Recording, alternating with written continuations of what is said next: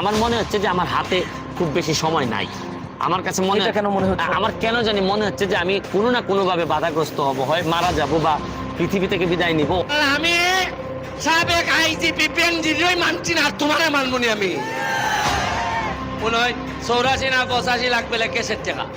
Barrister Suman যেন এক দুর্নীতিবাজদের এখন আতঙ্কের নাম।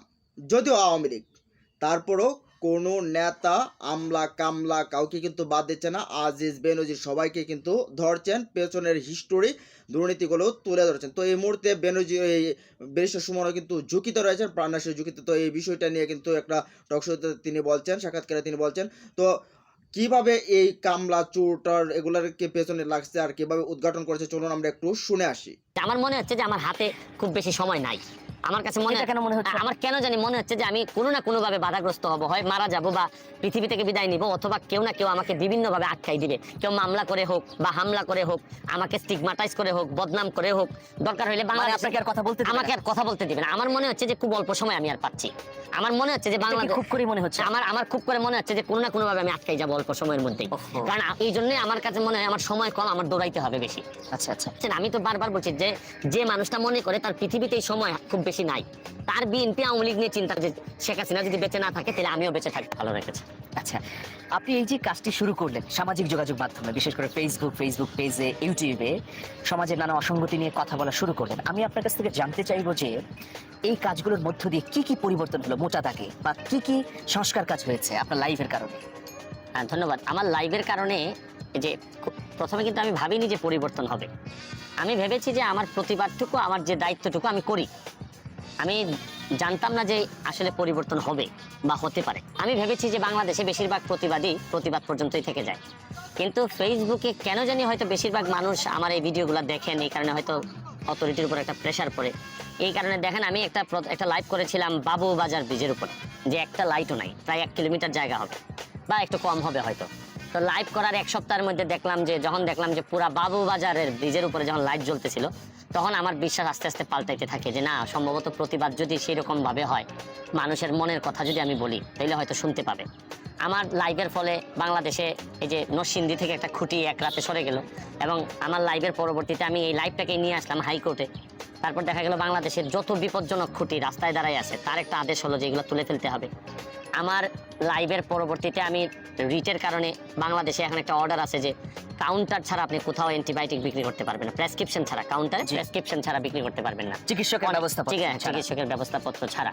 তারপর আপনি আরো অনেক কাজ হয়েছে, যেমন ধরেন ওই যে ছুরি তোলা, ময়লার উপর দাঁড়ায় আমি একটা লাইভ দেই, তো সাথে সাথে ময়লা সরে গেল। আপনি জানেন যে কিছুদিন আগে একসাথ সাহেবের জানাজায় গিয়ে আমি সংসদ ভবনের পাশে দাঁড়ায় বলছিলাম যে আপনারা সাইনবোর্ড দিয়েছেন সংসদ ভবনের ভিতরে যে প্রতিবন্ধীদের জন্য মাঠ বরাদ্দ, কিন্তু 16 বছর ধরে সাইনবোর্ডই আছে কিন্তু কোনো মাঠ নাই। তো আমি বললাম যে সংসদ ভবনে তো আপনারা এরকম কোনো সাইনবোর্ড রাখতে পারেন না যেটার কোনো কার্যকারিতা নাই। তো পরের 1 সপ্তাহের মধ্যেই দেখলাম যে কেটে মাঠটা ঠিক করা হলো, কিন্তু এখনো কাউকে ঢুকতে দেওয়া হচ্ছে না। কিন্তু সাইনবোর্ডটা বদলিয়ে ওনারা লিখে রাখছেন যে প্রস্তাবিত মাঠ। তো এটা আমার কাছে, যদিও ওনারা টেকনিক্যালি তারা অ্যাভয়েড করে গেলেন এই ব্যাপারটা, কিন্তু তারা করতে বাধ্য হয়েছেন, বলতে বাধ্য হলেন মাঠ নেই, হবে, কিন্তু তারা তো দিয়ে রেখেছিলেন যেটা মাঠ, 16 বছর ধরে দিয়ে রেখেছিলেন যে এটা মাঠ।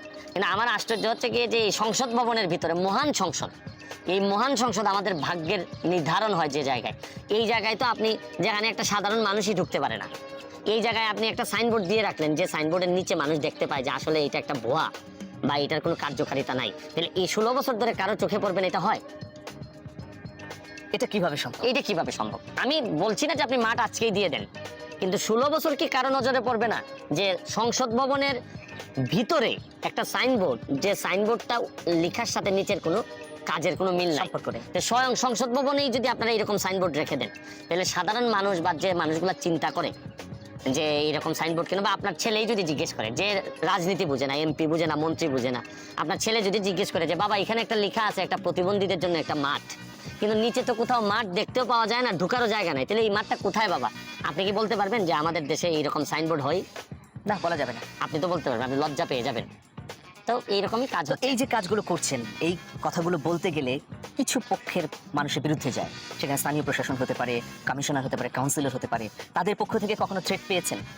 দেখেন, যে কাজগুলো আমি করি এই কাজগুলোতে থ্রেটের কথা বললে তো অনেক বড় বড় থ্রেট, কারণ থ্রেটের কাজই তো আমি করছি। কেন বলবো যে থ্রেটের কাজ করছি? বাংলাদেশে যারা ভালো কথা বলেছেন, সত্য কথা বলেছেন, খুব কম মানুষই আছেন যারা বেঁচে আছেন। বাংলাদেশের ইতিহাস যদি টানেন আপনি, বঙ্গবন্ধু থেকে শুরু করে চার নেতা থেকে শুরু করে যারাই ভালো কথা বলতে গেছেন তারা তো আর পৃথিবীতে বেঁচে থাকেননি, কারোই সাধারণ মৃত্যু হয়নি। সুতরাং আমার তো অমুক আর তমুকের কাছ থেকে থ্রেটের চিন্তা করতে হয় না, চিন্তা করি শুধু ইতিহাসের কথা, যে বঙ্গবন্ধুই বেঁচে থাকেননি, আমি ভালো কথা বললে আমিও বেঁচে থাকবো। কিন্তু ব্যাপারটা হচ্ছে কি, এটা আসে আমার ভিতর থেকে। যদি আমার ব্রেন থেকে আসতো তাহলে আমি থ্রেটের কথা চিন্তা করতাম, আমি বেঁচে থাকার কথা চিন্তা করতাম, আমার পরিবারের কথা চিন্তা করতাম, আমি মরে গেলে আমার পরিবারের কি হবে এইসব চিন্তা করতাম। কিন্তু আমার প্রতিবাদটা আসে আমার ব্লাড থেকে, রক্ত থেকে, আমার হৃদয় থেকে ভেতর আসে। থেকে অনুরণিত হয়। না, তখন কি হয়, কে থ্রেট দিল বা কে মেরে ফেলবে এই কথাটা মনেই থাকে না। হয়তো অনেক পরে 2-4 জন এসে আমাকে জিজ্ঞেস করে যে আপনি যে এই মামলাটা করলেন বা এই প্রতিবাদটা করলেন, এটাতে একটা ব্যাস্টেড কোয়ার্টার, একটা বড় একটা শক্তি আপনার বিরুদ্ধে লেগে যাবে। আমি শুধু এটুকুই বিশ্বাস করি যে জীবনে যা পাওয়ার ছিল আমি পেয়ে গেছি। কিন্তু কোথাও থেকে কি এরকম থ্রেট পেয়েছেন যে সুমনকে থামাও, বেশি বার বেড়ে যাচ্ছে? আমি এরকম থ্রেটের কথা তো অনেকভাবেই শুনতে পেয়েছি, কিন্তু এখন পর্যন্ত সরাসরি ফোনে আমাকে ফোনে সরাসরি এরকম ভাবে পাইনি। তবে ইদানিং ওই যে প্রিয়া সাহার মামলাটা করার পর আমি ওই যে ইন্ডিয়ার কলকাতা থেকে কয়েকটা নাম্বারে আমি অনেকগুলা থ্রেট পেয়েছি, এগুলো আমার কাছে এখনো আছে। কেমন? না, ওরা এইভাবে বলছে যে তুই প্রিয়া সাহার বিরুদ্ধে মামলা করেছিস, পরে কিন্তু ওই যে ওই ভাষায়, ওরা সম্ভবত ইন্ডিয়ান না, ওরা উনি বললেন যে উনি বাগেরহাট থেকে গিয়ে এখন ইন্ডিয়াতে থাকেন। আচ্ছা। বলছেন যে তোর হাসিনাকে কেউ থাকবে না, তুই এত বড় সাহস করেছিস, এরকম নানা কথা আমি ইগনোর করে গেছি। কারণ আমার কাছে মনে হয়েছে এগুলো একটা আইসোলেটেড ঘটনা, কারণ এর চেয়ে বড় বড় শত্রু আমার থাকতে পারে। আর ইন্ডিয়া থেকে ওনার পছন্দ হয় না আমার কাজ, উনি কলকাতা থেকে আমাকে থ্রেট দিয়েছেন।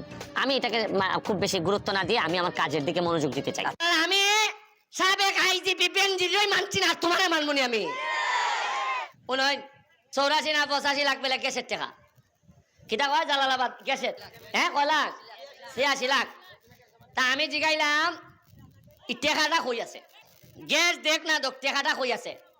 ওকা এই এর নাম কিতা ফিপলুনো আগলা যে আছে আব্বাস আমারে কয় এটা ফেট টু বাংলাত আছে নি, নাকের ফেটের বাংলাত কিছু কিলাই জানে লেখাটা। ওকা আমি যদি কই খেদাই টেকা নিছে, 2-1টা নাম আইলে আপনারা এমন নাম আইব তে কইব যে আমি বেটানদের বিরোধিতা করি। কিন্তু একলা কথা কইছি ভাই সাহেব, আমার এলাকার মানুষের টাকা খাইবা, ইভেন চা বাগানের শ্রমিকদের টাকা খাইবা। আমি ব্যারিস্টার যতদিন এমপি আছি ফেটের ভিতর থেকে টাকা তুলে আইনি, আমি কথা দিছি। তা আজকে আমি কইয়া গেলাম টাকা লাইন যেখানে যেখান দিয়ে আছে দিয়ে লাইন পাইছা, অযথা আমার সাথে খাইতে যে লাগবেন না। কারণ আমি সাবেক আইজিপি বেনজিরই মানছি না, তোমারে মানবনি আমি। আর নাইলে কয় না নিজে ফাটার বলি হয় ফাইটতে আসে, ও ফাটি তোর লেগে কুরবানি ঈদ আছে, তা আছে না নি সময় আছে না, কইয়া যখন দিত না ভাই সাহেব কে আনিছি আমাকে বুঝছাও কিতা যাইতো না এখন। আমার খের সাথে লাগ নাই, তবে ভাই সাহেব 2 নম্বর লোকের সাথে আমার সংসার হবে না। আমাদের কোন মুখে গণতন্ত্রের কথা বলে? গণতন্ত্রের কথা বলতে কিন্তু রাইট নেই। তারা সবসময় গণতন্ত্রকে ধ্বংস করেছে, গণতন্ত্রকে তারা সহ্য করতে পারে না, অন্য মতকে সহ্য করতে পারে না, পরামত সহ্য করতে পারে না। এইরকম একটা দল আমাদের জন্য, জাতির জন্য সবচেয়ে বড় সমস্যা। অভিযোগ, ক্ষমতায় টিকে থাকতে দেশকে বিদেশিদের হাতে বিক্রি করে দিয়েছে সরকার। বলেন, মানুষকে ঋণে ডোবাতেই এই গণবিরোধী বাজেট। আপনি দেখুন কিভাবে তারা নিজের স্বার্থে, ক্ষমতায় থাকার স্বার্থে কিভাবে দেশকে বিক্রি করে দিচ্ছে। তারা আজকে অর্থনীতিকে ধ্বংস করে দিয়েছে কার স্বার্থে? অর্থনীতিকে ধ্বংস করেছে সম্পূর্ণভাবে বিদেশিদের স্বার্থে। পরনির্ভরশীল একটা জাতিতে পরিণত করেছে। আজকে তো সমস্ত কিছু ঋণের বোঝা পড়ে গেছে। প্রতিটি ব্যক্তির ওপরে এখন 1,55,000 টাকা আপনার ঋণ। এদিকে Centre for Democracy and Peace স্টাডিজের বাজেট আলোচনায় বিএনপির স্থায়ী কমিটির সদস্য গয়েশ্বর চন্দ্র রায় বলেন, দেশের অর্থনীতি এখন আইসিইউতে, বাজেট দেওয়ার মতো অবস্থা নেই সরকারের। একটা মুমূর্ষু অবস্থা এখন অর্থনীতি। বর্তমানের অর্থনীতিটা বোধহয় আইসিইউতে রাখলেও এটাকে কিউর করে জেনারেল বেডে আনা সম্ভব না। তারপরেও তারা সাহস করে একটা বাজেট দিচ্ছে, মানে বাজেট দেওয়ার মতো বর্তমান। তো দর্শক, আপনারা দেখলেন ব্যারিস্টার সুমন আসলে কি বলছেন, সে কিভাবে ঝুঁকিতে রয়েছেন, কিভাবে তিনি এই কাজগুলো ফেস করতেছেন, এই বিষয়গুলো কিন্তু আপনারা দেখছেন। তো এখানে আসলে অনেকগুলো বিষয় রয়েছে, যেখানে এই যে ব্যারিস্টার সুমন যখন এই কথা বলা শুরু করেছে, তখন তার পেছনে আসলে যে সত্য কথা বলে তার পেছনে শত্রুও থাকে। তো এই বিষয়গুলো নিয়ে কিন্তু কথা বলছেন, সাক্ষাৎকার দিয়েছেন আমিরুল মোমিনুরের কাছে, তারপরে এগুলো দেখছেন, আপনারাও দেখছেন। তো এই বিষয়ে এই ভিডিওটা সম্পর্কে আপনাদের মতামত কি কমেন্ট বক্সে জানিয়ে দিন। ভালো থাকুন, সুস্থ থাকুন, আল্লাহ হাফেজ।